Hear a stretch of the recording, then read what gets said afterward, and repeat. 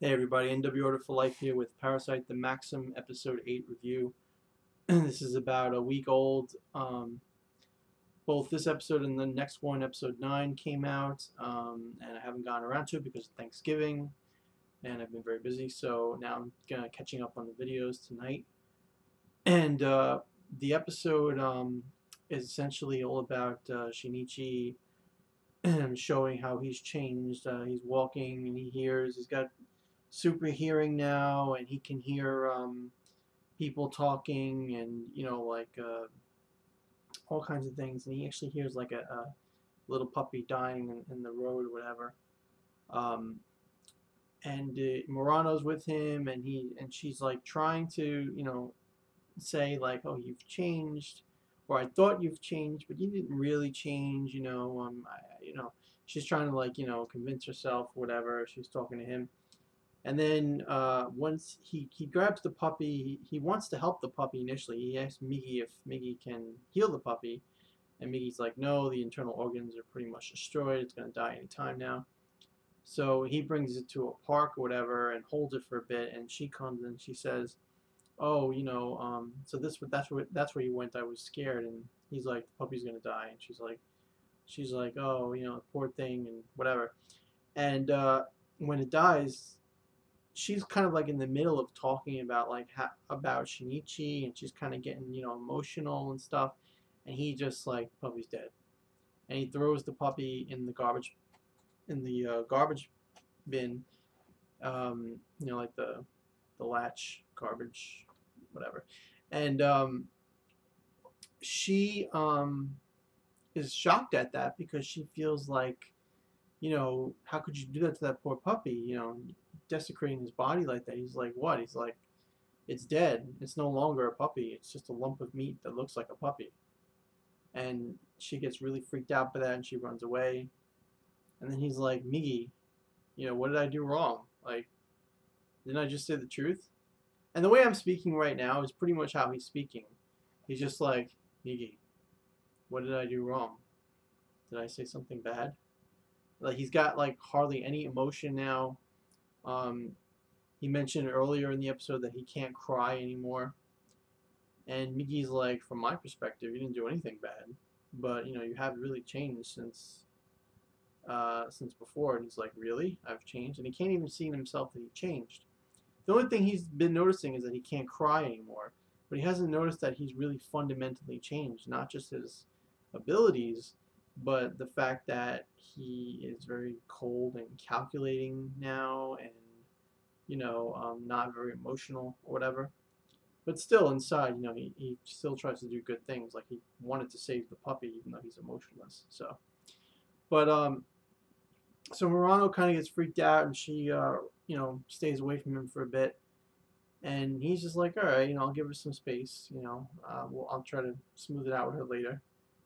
And this new parasite guy, I don't remember what his transfer student name was, but he is shown at the beginning of the episode talking to Ryoko, the parasite Ryoko, the teacher, and she says how it would be a good idea to learn about Shinichi and Miggy, and that um, their their existence is kind of like vital to like knowing about how our future will be as a species, something to that effect.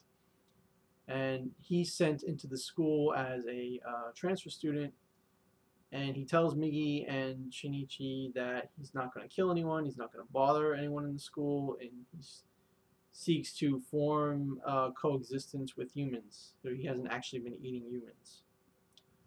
And Shinichi doesn't really trust him at all. Migi doesn't really trust him, but kind of half does and half doesn't. And Miggy has to go to sleep, so Miggy tells Shinichi to get him out of there. And then when he does, he tells him it's because he has to sleep. So he sleeps for 4 hours, and he doesn't want them to know about his weakness. And then what else happens? Oh, the father, Shinichi's father, is shown to be very bad in this. Like he's drinking alcohol. He's not shaven. Just looks rugged and on the couch, like depressed and drinking alcohol. So Shinichi's dad is going through a tough time, and he even points out that Shinichi is like cold as steel or whatever. And then of course we have the girl Kana. Kana has the ability to sense Shinichi and other parasites whenever they're around her.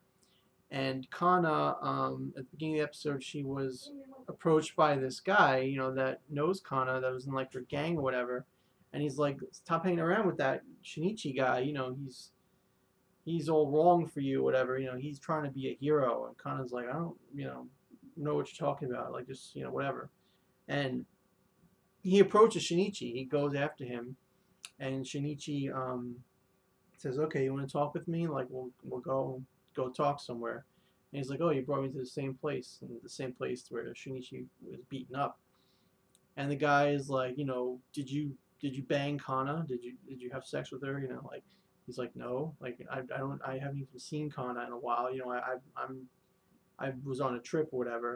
And he's just calmly answering him, like, like not being phased by it. And you can see this is pissing the guy off, so the guy just starts throwing punches and kicks, and she's like, "Don't do it. It's not going to be the same as last time." And Shinichi is dodging everything effortlessly, basically like almost like he can see the guy's moves, like, before the guy even makes them. So it's just completely pointless. At one point, the guy tries to throw a kick in his face. He just grabs the guy's foot, and the shoe comes off, and he falls flat on his back. And that's when Murano walks in, and he's like, "No, there's no problem." And again, he doesn't say it like that. He says dead, with no expression. No problem here. And the guy is like freaked out. He can't believe how he's changed. And that's when they started walking, and when they heard about the dog, when he heard what he's hearing, that the dog was dying and everything. But and then at the very end of the episode, we see that the parasite transfer student or whatever changes his face and goes hunting for humans and kills this human. And they also show that this girl in school, I think she's from, must have a crush on him because she's painting a picture of him or something. But yeah, so he changes his face and he eats another human, which means that he lied to Shinichi about not eating people anymore. And so obviously Shinichi was right for having mistrust about him, and Miki also had a sense of mistrust too. So they were right. And that's the end of the episode. It was a really good episode. Murano, I didn't mention this, but Murano is kind of like, well, I did. She's, she felt bad about the whole thing with the dog and said, oh, at least he wanted to take care of the dog, and she felt like she should apologize. And he was thinking about like this potential danger to the school, so he had this really angry, this angry face on his, like that he wanted to kill somebody. And then he turned around with that face and saw Murano point blank with that face on. And she kind of just like was in shock, and she kind of just like, see you later, and she ran away. So yeah, so the dynamic between them is interesting. Murano is obviously she likes him a lot, more than a friend, and he definitely feels the same way about her, but he has like this emotion block now, and it's just a nice relationship that they have, like, that they're having this struggle, and see how they overcome it. Can they overcome this alien barrier that's standing in between them? This barrier that's blocking his emotions. That's that this dangerous world that Shinichi's now involved in. Will they be able to do something about it? Will she ever find out the truth, etc.? Kana, I didn't mention Kana either. Kana, I said how she, was being talked to by that guy in her gang or whatever, but she actually tried to get Shinichi. She sensed him. She thought she sensed him, and ended up being the new transfer student parasite guy. So after that, Shinichi kind of warned him to go away and not to touch Kana, and don't touch anybody or he's gonna kill him. And Kana was just like hiding behind him, and she wanted to get walked home by him. And he tells her that any guy that you sense with that ability is dangerous, so don't do it. Basically, what he told him. But yeah, Kana obviously likes him as in a romantic way, and she is a cool element to the show.